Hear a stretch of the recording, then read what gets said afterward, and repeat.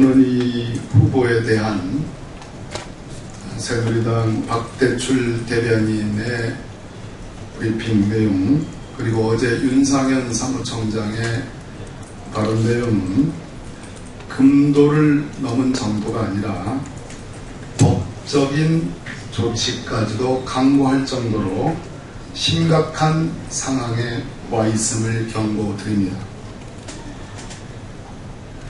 새누리당 박대출 대변인은 조금 전에 권은희 후보의 남편이 설립한 두 회사 스마트에듀와 KEB 파트너스, 이 문제와 관련해서 2011년도와 2012년도에 소득세를 탈루했다라는 그러한 의혹을 거듭 제기했습니다.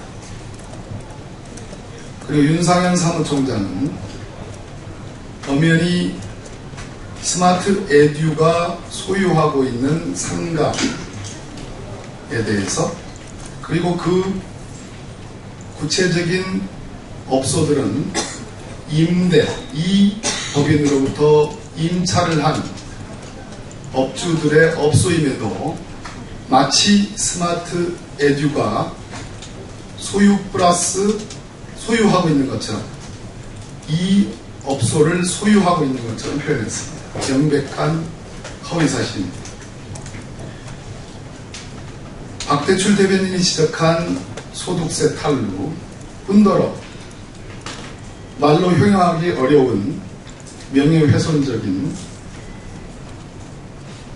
위증교사, 그리고 논문 표절에 대해서 말씀드리겠습니다. 소득세라는 것은, 여기서 문제되는 것은 임대소득일 겁니다. 임대소득이 발생을 하면 그것이 당연한 소득세의 대상이 되는 소득이 아니라 비용을 공제해야 됩니다. 법인이기 때문에 당연히 비용이 있지 않겠습니까? 그래서 발생된 비용을 공제하고 자본금 대비 소득이 창출되었을 때 비로소 개인 소득세든 법인세든 부과가 됩니다. 그런데 청주에 있는 스마트 에듀는 2010년에 설립돼서 작년 연말 이전까지는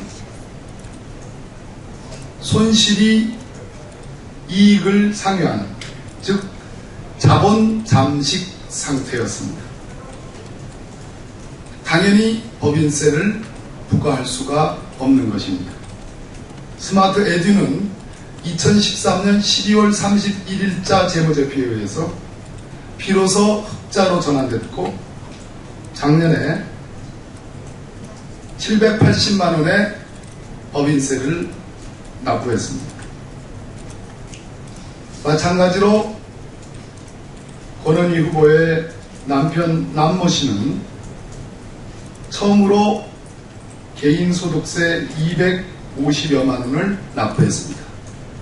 적자에서 흑자로 전환되었기 때문입니다. 물론 이 개인소득세에는 개인이 소유하고 있는 그러한 부동산 자산으로부터 나오는 소득까지 모두 다 합친 것에 대한 개인소득세입니다.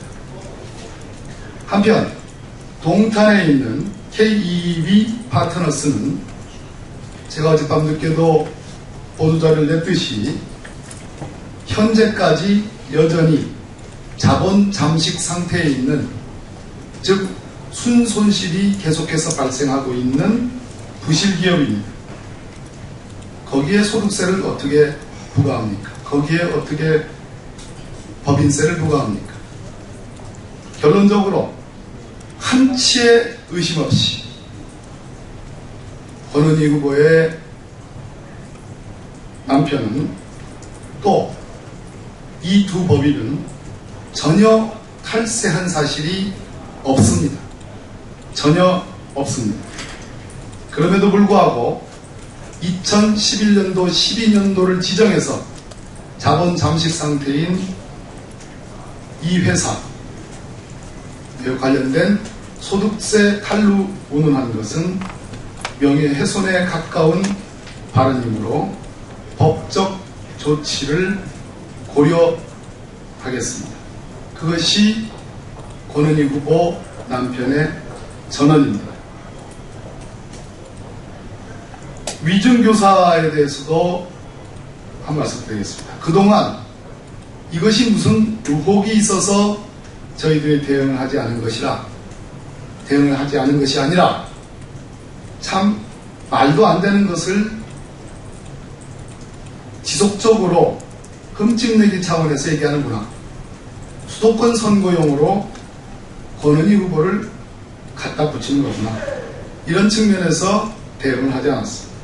그러나 명색이 집권 여당의 당대변인이라는 사람이 오늘 또 뭉뚱그려 위증교사 얘기를 했습니다. 이 부분은 이미 대한변호사협회로부터 무혐의 통보를 받았습니다. 위증교사와 관련된 최초의 보도를 한 충북인이라는 매체는 사과 내용을 담은 정정 보도기사를 냈습니다. 그리고 검찰이 위증교사와 관련된 내사 사실을 한 바가 없다, 내사를 한 바가 없다라는 확인서도 갖고 있습니다. 전혀 근거 없는 것임에도 불구하고 지속적으로 위증교사 의혹을 제기합니다. 이 정도 되면 고의성이 농후해지고 있는 것입니다. 논문 표절 부분 말씀드리겠습니다. 연세대학교 석사학위 논문입니다. 결론적으로 표절 아닙니다. 자신 있습니다. 연세대학교에 새누리당이 그렇게 자신 있으면 즉시로 공식적으로 문의해 보십시오. 이 석사학위 논문이 표절인지 아닌지. 역시 마찬가지로 경고합니다. 이 시점 이후로 논문 표절과 관련된 단 한마디라도 지적을 한다면 그건 역시 명예훼손의 고의성을 갖고 하는 발언이라고 간주하겠습니다. 어제 제가 밤 8시 반경에 많은 양의, 그렇게 엄청난 양은 아닙니다만, 한 2장짜리 보용지 조금 못 미칠 정도로, 권은희 후보와 관련된, 팩트만을 담은 그러한 내용들을 소상하게 언론 관계자 여러분들께 알려드렸습니다. 처음에는 이 내용이 마치 수십억 자산가가 그것을 숨기고 그래서 축소 신고를 한 것처럼 처음에 보도가 그렇게 됐고 여러 언론들이 그러한 방향으로 받았습니다. 그러고 나서 어제에는 그 방향이 변질돼서 윤상현 사무총장의 발언을 기점으로 전문적인 투기 전문 업체 이런 식으로 방향이 바뀌었습니다. 가장 보수적으로 제가 평가를 한 겁니다. 적어도 이 스마트 에듀에 갖고 있는 자산 가치는 총량적으로 8, 9억을 넘지 않습니다. 그리고 실질적으로 4명의 주주들이 건재하는 회사입니다.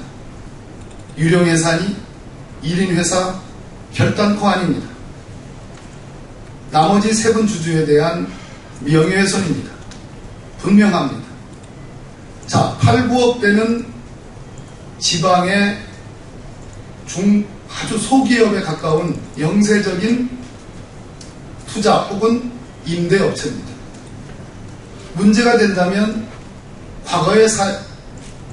사례와 한번 비교를 해보십시오. 과거에 많은 공직자들, 장관들에 대한 내부 검증을 하고 청문회를 할 때 문제가 됐던 부동산 투기, 그런 것은 이런 거였습니다.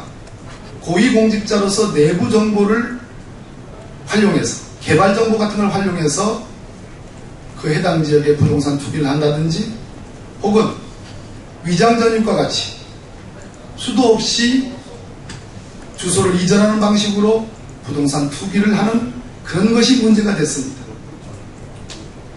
정상적으로 법원의 경매를 통해서 낙찰을 받은 부동산입니다. 자본주의를 부정하자는 것입니까? 저는 그런 측면에서 과거에 인사청문회 때 있었던 그 사례들,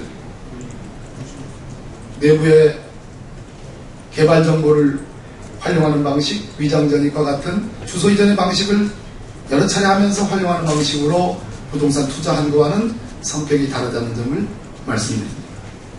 두 번째는 비상장 주식, 거래되지 않는 주식과 관련된 것입니다. 이 업체의 성격을 보십시오. 청주라는 지방의 도시에서 불과 법인의 자산 8, 9억에 4명의 주주들이 있는 회사입니다. 과거에 문제됐던 것은 상장되지 않았으나 곧 상장이 예정되어 있는 잘 나가는 벤처기업, 그러한 벤처기업들의 아직 상장되지 않았다라는, 거래소에 의해서 거래되지 않는다는 이유만으로 주식을 보유하고 하고 있고 액면가로 신고하는 것이 문제가 됐고 지적된 상황이었습니다. 지금 오늘 아침에 여러 문제점들이 지적이 됐습니다. 김포의 새누리당 후보, 또 호남의 두 새누리당 후보, 어마어마한 금액의 비상장 주식 액면가 신고 내역이 밝혀졌습니다. 그 업체들의 성격을 조사해 보면 과연 무엇이 문제인지 저는 나올 것이라고 생각을 합니다. 같은 선상에서 비교하는 것은 옳지 못하다고 생각합니다. 최종적으로 권은희 후보의 부부의 재산 소유액은 많아봤자 7억 상당입니다. 많아봤자 7억 상당입니다. 어디에 도덕성의 문제가 있습니까? 그 점을 엄중하게 우리 언론인 여러분들께 말씀드리고, 한편으로는 다소 복잡하지만 이해의 노력을 기울여 주실 것을 간곡히 바랍니다. 이상입니다.